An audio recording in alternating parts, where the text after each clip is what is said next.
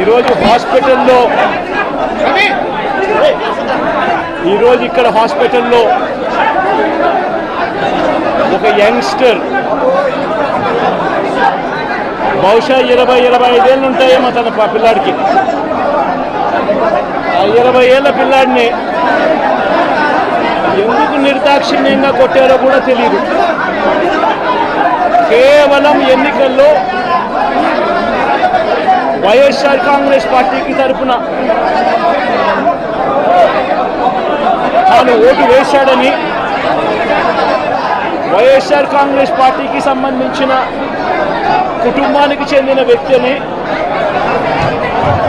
అతి దారుణంగా కావాలని అదే పనిగా వేంపల్లెకు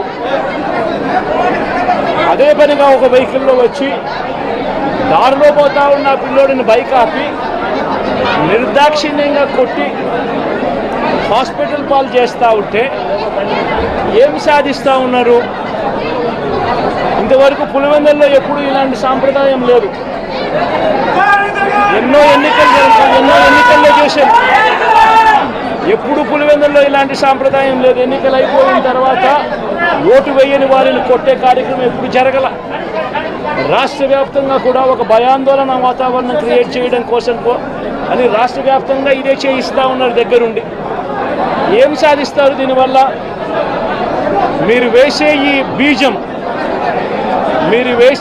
బీజం చేసే ఈ చెడు సాంప్రదాయం రేపొద్దున మళ్ళీ తెలుగుదేశం పార్టీ కార్యకర్తలకి చుట్టుకుంటుంది.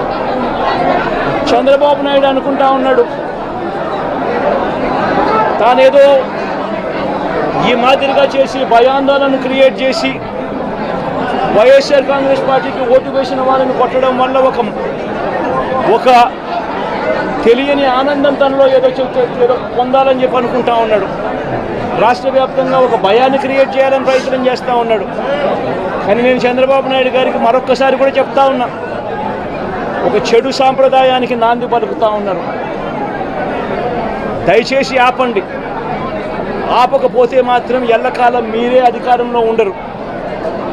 అధికారం మారిన రోజున ప్రజలు చంద్రబాబు నాయుడు గారు చేస్తూ ఉన్న ఈ అన్యాయాలను చూసి శిశుపాలని పాపాలు పండినట్టుగా ఆ పాపాలు చాలా వేగంగా పండుతూ ఉన్నాయి. అధికారం మారిన రోజున తాను చేస్తూ ఉన్న ఈ చెడు సాంప్రదాయం తనకే చుట్టుకుంటుంది.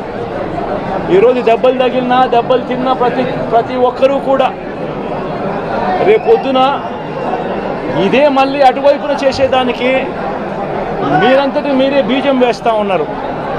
ఇది సరైన పద్ధతి కాదు. నాయకులుగా ఉన్న మనలాంటి వాళ్ళం ఇలాంటివి ప్రోత్సహించాల్సిన పని ఎప్పుడు రాకూడదు, జరగకూడదు. దయచేసి చంద్రబాబు నాయుడు గారికి ఇప్పటికైనా చెప్తా ఉన్నా, చంద్రబాబు నాయుడు గారిని హెచ్చరిస్తూ ఉన్నాను, మరొక్కసారి మళ్ళీ హెచ్చరిస్తూ ఉన్నాను. ఇది కరెక్ట్ సాంప్రదాయం కాదు, దయచేసి దీన్ని ఆపమని చెప్పి. నిజంగానే ఒకసారి మీరు కూడా వెళ్ళి ఒకసారి చూడండి. ఒకసారి ఏం పాపం చేశాడు నా పిల్లోని, ఎందుకు కొట్టారు, ఏం పాపం చేశాడని కొట్టారు?